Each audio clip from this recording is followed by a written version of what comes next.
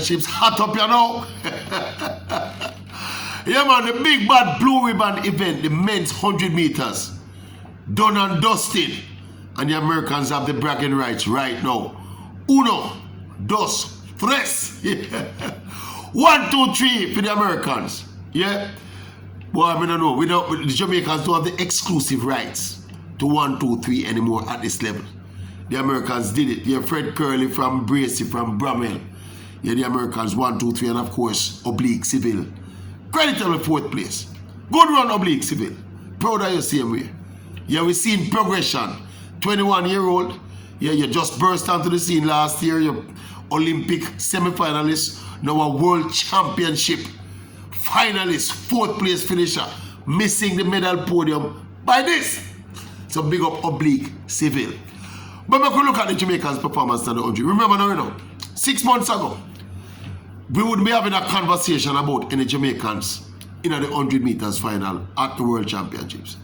Yeah, we came into this particular championships now high on enthusiasm after what took place at the trials, the emergence of Akeem Blake, the return, the resurgence of Johan Blake, and of course the steady development of Oblique Seville. So all of a sudden we get excited again. As a Jamaican track and field fans stay now.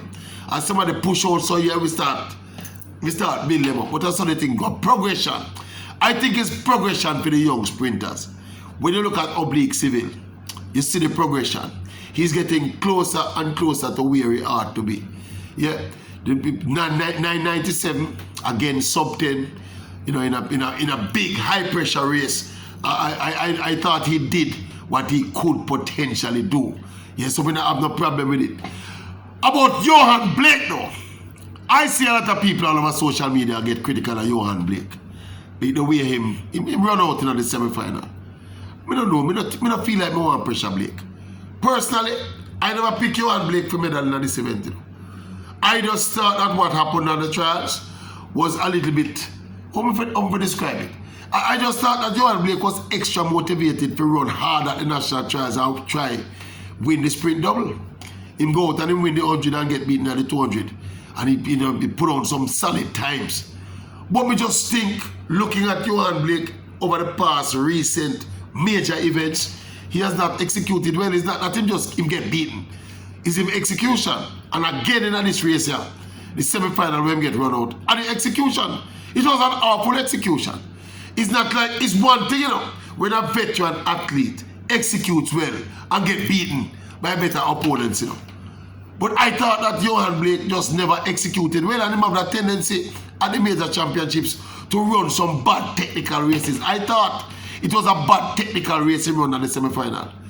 Drive phase was ordinary, come up too early, come up too sudden, that can just stand up erect and start run. Kindergarten mistake. But that's how it go. Unfortunate for Johan Blake, he's been a great servant for Jamaican track and field and a good champion at this level of the sport. Second fastest man alive, you know, no people don't remember that, you know. Johan Blake is the second fastest man ever.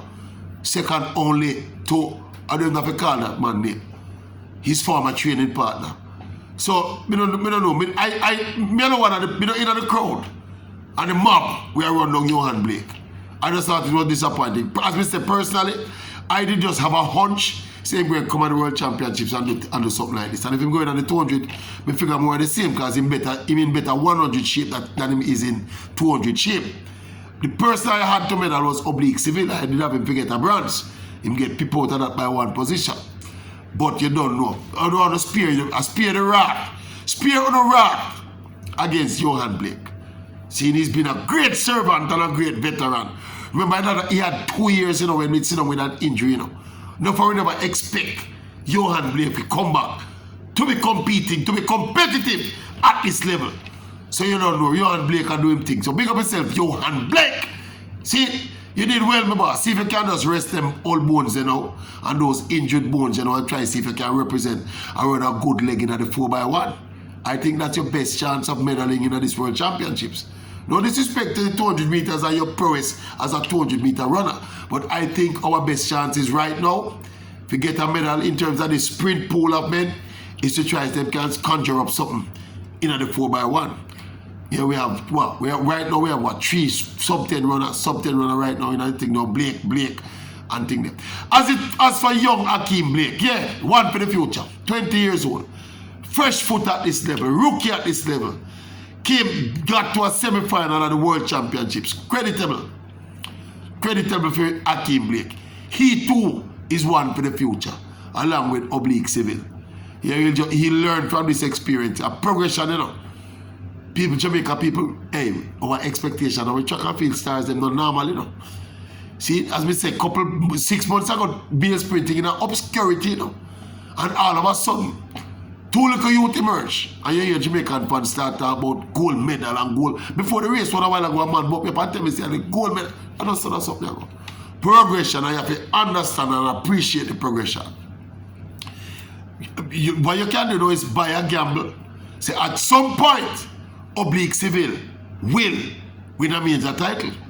Because at 21, under the guidance of the guru, Glenn Mills, with all of that championship experience, with the natural and raw talent we have, and the temperament we display, running at this level, how easy and composed and relaxed he seems to be, I think that you'd have the markings to be a champion someday, not very long from now.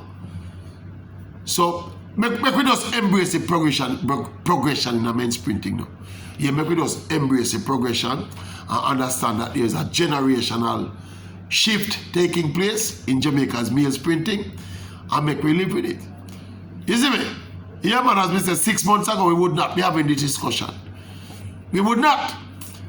But thanks to the young brigade led by Hakeem Blake and, of course, Seville, and you don't know, the veteran Johan Blake also represented.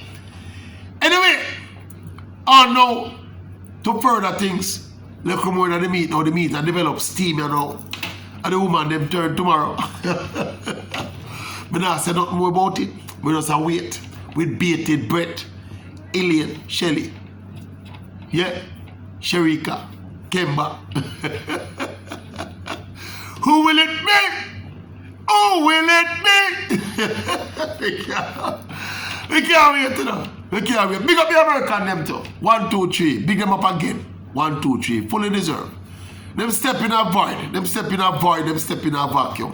In a male sprinting. But them man, Fred Curley and Bramwell and Bracey them, I don't know. Them not, Christian Coleman, by the way, was down the track.